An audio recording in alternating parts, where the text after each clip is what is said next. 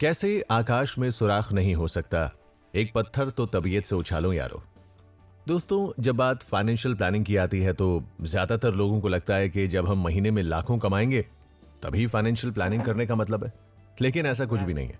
अगर आप हर दिन सिर्फ 100 रुपए भी बचा लेते हैं तो आप आसानी से अपनी फाइनेंशियल प्लानिंग कर सकते हैं।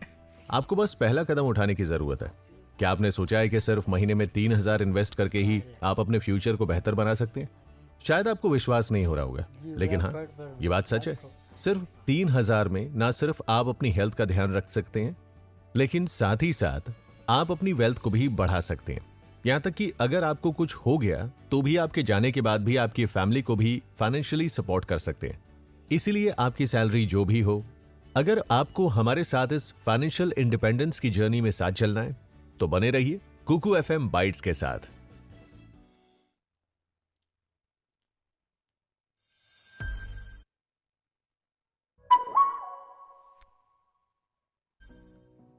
दोस्तों, पिछले कुछ साल हमारे और हमारी फैमिली के लिए बिल्कुल भी अच्छे नहीं रहे।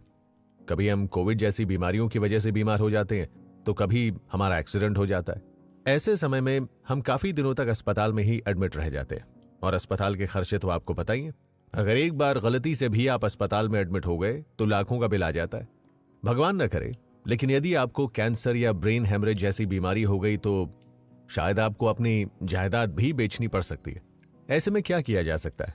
क्या सिर्फ हेल्दी रहकर खुद को बीमार होने से बचाया जा सकता है? कुछ हद तक हम ऐसा कर भी सकते हैं, लेकिन कभी कभी गलती हमारे से नहीं होती, फिर भी हमें हॉस्पिटल का चक्कर लगाना पड़ता है। इस सिचुएशन से निकलने के लिए हेल्थ इंश्योरेंस बेस्ट ऑप्शन होता है। हेल्थ इंश्योरेंस एक ऐसा हथियार है जो हमारे और हमारी फैमिली की हेल्थ और सिक्योरिटी के लिए एक नई दास्तान लिख सकता है और हम सुकून की जिंदगी जी सकते हैं। सबसे पहले आपके दिमाग में एक सवाल आता है, हेल्थ इंश्योरेंस क्या है? सिंपली बताएं तो ये एक तरह की सिक्योरिटी है जो आपके और आपकी फैमिली के बीमार पड़ने पर काम आती है। दूसरा सवाल हमारे मन में आता है कि इस प्रकार की सिक्योरिटी की क्यों जरूरत है? चलिए उसे समझते हैं। कुछ महीनों पहले मेरे एक दोस्त की तबीयत खराब हो गई। जब मैंने उससे पूछा कि तुमने हेल्थ इंश्योरेंस लिया है तो उन्होंने कहा नहीं, मैंने सोचा कि अभी तक तो सब ठीक है।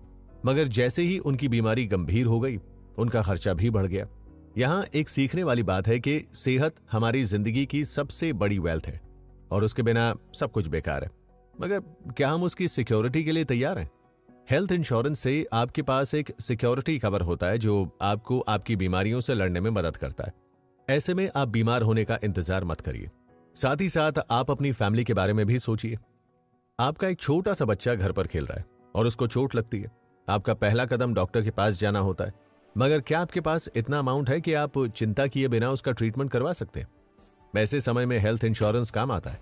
हेल्थ इंश्योरेंस लेने का मतलब ये नहीं है कि आप या आपके घर में कोई बीमार नहीं होगा, लेकिन अगर कुछ बुरा हो जाता है तो आप फाइनेंशियली तैयार हैं और आप सुकून से पैसों की चिंता छोड़कर बीमार फैमिली मेंबर को मॉरली सपोर्ट कर सकते हैं। एक छोटे कदम से ही हम लाइफ में बड़े फैसले लेते हैं। हेल्थ इंश्योरेंस लेने का फैसला भी वैसे ही होता है। आप छोटे प्रीमियम से शुरुआत कर सकते हैं। मार्केट में बहुत सी कंपनीज के अच्छे प्लान्स मौजूद हैं जो 500 रुपए महीने से भी कम में शुरू होते हैं और धीरे धीरे आप अपनी पॉलिसी प्रीमियम को बढ़ा सकते हैं। साथ ही साथ हम अपनी नीड्स के अकॉर्डिंग कुछ एक्स्ट्रा एड ऑन भी ले सकते हैं। आपको लग सकता है कि आपके पास अभी हेल्थ इंश्योरेंस लेने का समय नहीं है, लेकिन ये एक ऐसा कदम है जो आपको आपके आने वाले कल के लिए तैयार करेगा। इसमें देरी करने से आप अपने और फैमिली की सिक्योरिटी को खतरे में डाल सकते हैं। जैसे हम अपने फैमिली को हर फैसिलिटी प्रोवाइड करते हैं, वैसे ही हेल्थ इंश्योरेंस प्रोवाइड करना भी आपकी रिस्पॉन्सिबिलिटी है, खासकर जब इसके लिए आपको 1,000 रुपए से भी कम खर्च करने हो। ऐसे में एक सुकून की जिंदगी जीने के लिए आज ही हेल्थ इंश्योरेंस करा ले। हमें समझ में आ गया है कि हमें लगभग 1,000 रुपए कहां खर्च करने। चलिए अगले एपिसोड में बाकी के रुपयों को इन्वेस्ट करने के बारे में समझते हैं।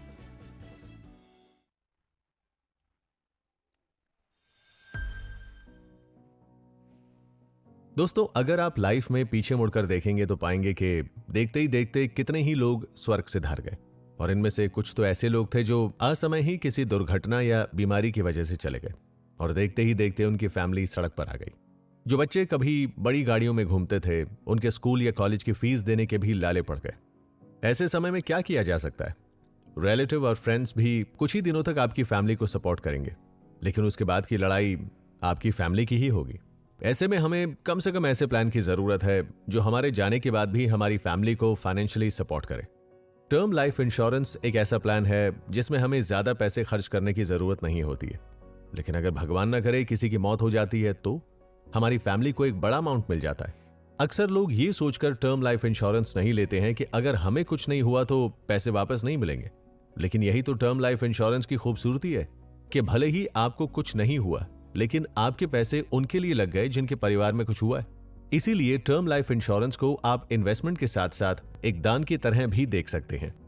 टर्म लाइफ लेते समय आपको यह ध्यान रखना है कि आप इसे जितनी जल्दी से जल्दी लेंगे, इसका प्रीमियम उतना ही कम होगा। साथ ही साथ कम उम्र में आपको बीमारी होने की पॉसिबिलिटी भी कम होती है, इसीलिए मेडिकल टेस्ट में कोई बीमार नहीं होने पर भी प्रीमियम कम आता है। जब आप मार्केट में रिसर्च करते हैं तो टर्म इंश्योरेंस प्लान दूसरे इंश्योरेंस प्लान की तुलना में काफी सस्ता होता है।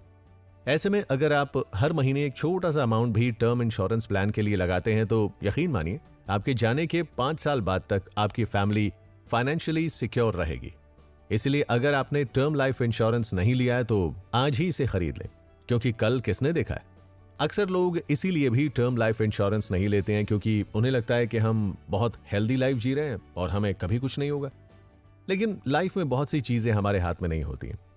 अगर हम अपनी साइड में कार चला रहे हैं और फिर भी कोई ट्रक आकर हमें ठोक दे तो हम कुछ नहीं कर सकते। इसीलिए भी टर्म लाइफ इंश्योरेंस बहुत जरूरी है। इंश्योरेंस कराते समय हमें यह ध्यान रखना है कि इसमें कौन सी ऐसी चीजें हैं जिसे कवर नहीं किया जा रहा है और हम उसे एड ऑन के जरिए कवर कर सकते हैं। ऐसा करने से भले ही प्रीमियम थोड़ा बढ़ जाएगा, लेकिन हम पूरी तरह से सिक्योर हो जाएंगे। अब तक हम ये समझ गए हैं कि पहले 2000 कहां खर्च करने। चलिए अब लास्ट के 1000 रुपए को इन्वेस्ट करने का तरीका जानते हैं।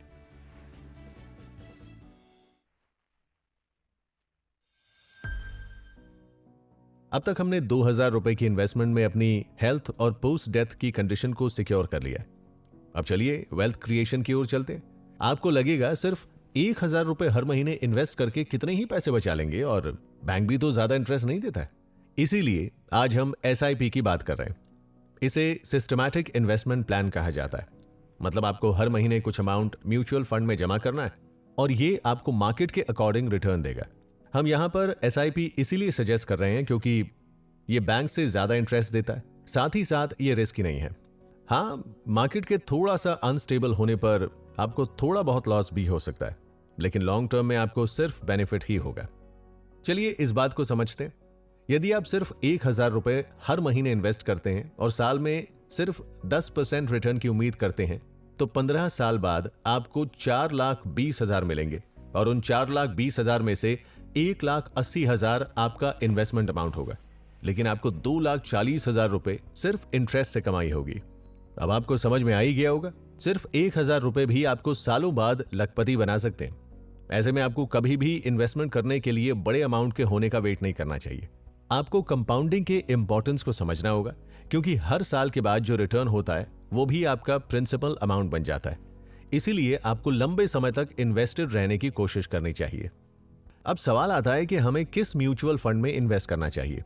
तो इसके लिए यह देखना होगा कि हमारे इन्वेस्टमेंट करने का पर्पस क्या है। अगर हम थोड़ा रिस्क लेकर ज्यादा रिटर्न पाना चाहते हैं तो इक्विटी फंड की तरफ जा सकते हैं। अगर हम सेफ रहकर इन्वेस्टमेंट करना चाहते हैं तो डेट फ्री फंड अच्छा रहेगा। इसमें रिटर्न थोड़ा कम होगा लेकिन रिस्क भी कम होगा। इसके अलावा हम बैलेंस फंड में भी इन्वेस्ट कर सकते हैं, जो कि इक्विटी और डेट फंड का मिक्स होता है।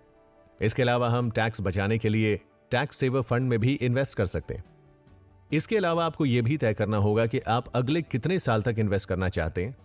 जैसे कुछ फंड 3 सालों के लिए अच्छा रिटर्न देते हैं तो कुछ फंड अगले 5 सालों के लिए रिटर्न देते हैं। ऐसे में आपको अपने नीड के अकॉर्डिंग ही फंड में इन्वेस्ट करना चाहिए। जब भी आप कोई फंड के डिटेल्स में जाकर देखते हैं तो आपको यह समझ में आता है कि वो फंड किस सेक्टर में इन्वेस्ट कर रही है और किन कंपनियों में आपका पैसा लगा रही है। ऐसे में आपको यह भी चेक करना चाहिए। कभी कभी ऐसा होता है कि कोई फंड कुछ सालों तक बहुत अच्छा परफॉर्म करता है, लेकिन उसके बाद किन्हीं वजहों से अच्छा परफॉर्म नहीं कर पाता है। ऐसे समय में आपको अपने फंड को रीशफल करने से भी नहीं हिचकिचाना चाहिए। आप एक फंड से निकालकर दूसरे फंड में पैसा लगा सकते हैं। ये छोटी छोटी बातें आपको फाइनेंशियली सक्सेसफुल बना सकती हैं। दोस्तों, अब आपको पता चली गया होगा कि आपको अपने 3000 रुपए कैसे इन्वेस्ट करने। अगले एपिसोड में हम इसके फायदों को समझेंगे।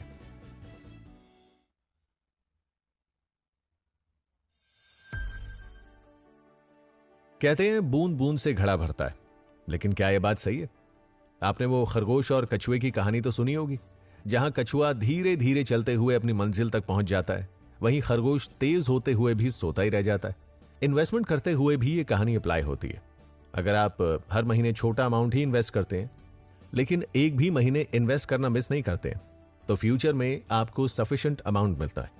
इसके अपोजिट अगर आप इन्वेस्टमेंट करने के समय कंसिस्टेंट नहीं होते, तो ये आपके लिए नुकसानदायक साबित हो सकता है।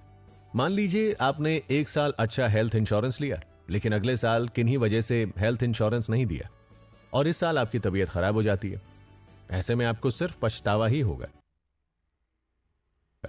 मान लीजिए पिछले 2 सालों से इन्वेस्ट कर रहे हैं आप और आपको कोई खास रिटर्न नहीं मिला।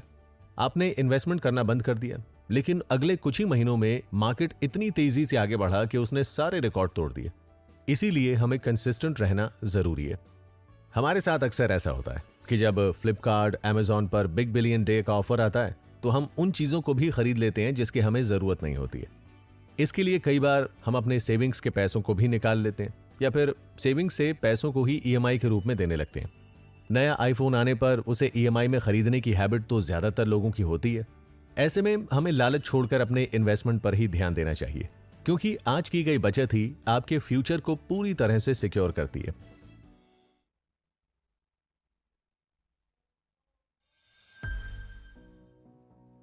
दोस्तों, आपको लग रहा होगा कि हमने आपको पैसे कहां इन्वेस्ट करना है ये तो बता दिया, लेकिन इन पैसों को कैसे इन्वेस्ट करना है वो नहीं बताया। हर युद्ध जीतने के लिए अच्छे हथियारों की जरूरत होती है। ठीक वैसे ही फाइनेंशियल फ्रीडम का युद्ध जीतने के लिए हमें अच्छे टूल्स, एप्स और वेबसाइट की जरूरत होती है। तो चलिए आज हम उसके बारे में बात करते हैं। सबसे पहले आप गूगल में जाकर थोड़ा रिसर्च कर सकते हैं। जैसे अगर आपने LIC के लाइफ इंश्योरेंस के बारे में सुना है, तो उसके वेबसाइट से टर्म प्लान की जानकारी ले सकते हैं। लेकिन आपको एक कंपनी का ही प्लान देखकर नहीं रुक जाना है, बल्कि दूसरी कंपनी के प्लान्स को भी देखना है। उसके लिए आपको एक वेबसाइट की जरूरत होगी जहां सारे प्लान्स एक साथ मिल जाएंगे। एक ही वेबसाइट है पॉलिसी बाजार। आपको यहां पर टर्म लाइफ इंश्योरेंस और हेल्थ इंश्योरेंस के ढेर सारे ऑप्शंस मिल जाएंगे। इसमें आप कंपेयर कर सकते हैं कि आपके अकॉर्डिंग कौन सा प्लान आपके लिए बेहतर रहेगा। आप इसमें देख सकते हैं कि आपके इंश्योरेंस का ड्यूरेशन कितना होगा, आपकी पॉलिसी में क्या क्या चीजों को कवर किया जाएगा। यहां रजिस्टर करते ही आप कस्टमर केयर से बात भी कर सकते हैं। वो लोग आपको अच्छी तरह से गाइड कर सकते हैं। जब हम SIP में इन्वेस्ट करना चाहते हैं तो इसके लिए बहुत से ऑप्शंस मिल जाते हैं। हम अपने बैंक के जरिए भी SIP शुरू कर सकते हैं, या फिर पेटीएम मनी या कॉइन जैसे ऐप के जरिए भी इन्वेस्टमेंट कर सकते हैं। इसमें आपको अपने बैंक अकाउंट को रजिस्टर करना होगा और फिर हर महीने आपके अकाउंट से SIP का अमाउंट अपने आप ही कट जाएगा। इन सब के अलावा आप रिसर्च करने के लिए YouTube का भी सहारा ले सकते हैं। यहाँ पर बहुत सारे ऐसे चैनल्स मिल जाएंगे जो आपको प्रॉपर्ली गाइड करेंगे। जब भी बात पैसों की आती है तो ध्यान रखना है कि मार्केट में बहुत से लोग आपके पैसे लूटने के लिए तैयार हैं। इसीलिए आपको ऐसे किसी भी ऐप, वेबसाइट या YouTube चैनल से दूर रहना चाहिए जो आपको शॉर्टकट तरीके से पैसे बनाने के तरीके बता रहे हैं। याद रखिए, आपको किसी भी हालत में अपना OTP किसी के साथ शेयर नहीं करना है। कोई भी डाउटफुल लगने पर आप तुरंत बैंक जाकर पता कर सकते हैं। यकीन मानिए, फाइनेंशियल फ्रीडम का रास्ता बहुत ही सिंपल है, बस आपको थोड़ा सा पेशेंस रखना होगा।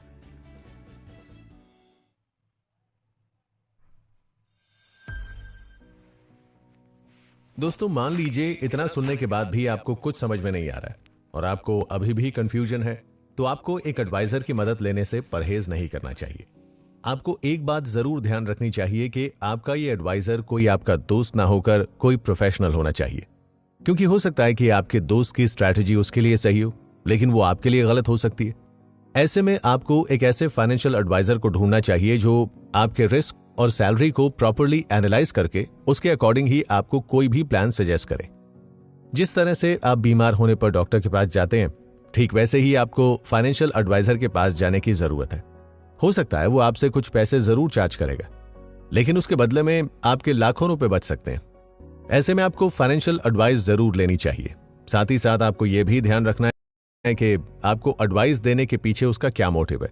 जैसे कुछ एडवाइजर्स आपको एडवाइस देने का चार्ज करेंगे, लेकिन साथ में वो आपको ऐसी कंपनी में इन्वेस्ट करने को एडवाइस देंगे जिनके साथ उनका पहले से टाई अप है। ऐसे में उन्हें तुरंत ही प्रॉफिट मिल जाएगा, लेकिन आप गलत कंपनी में इन्वेस्ट कर लेंगे। इसीलिए आपको पहले 3-4 लोगों से मिलकर क्रॉस चेक जरूर करना चाहिए कि कहीं आप कोई गलत एडवाइस तो नहीं ले रहे हैं। लोगों को अक्सर लगता है कि फाइनेंशियल एडवाइजर्स मुश्किल से मिलते हैं, लेकिन फाइनेंशियल एडवाइजर्स बहुत ही आसानी से अपने ही शहर में मिल जाएंगे। आप ऑनलाइन भी सर्च कर सकते हैं। अगर आपके आसपास कोई फाइनेंशियल सक्सेसफुल इंसान है तो आप उनसे भी एडवाइस ले सकते हैं, और कुछ ही सालों बाद आप खुद ही अपनी हेल्थ और वेल्थ को प्रॉपर्ली मैनेज करना सीख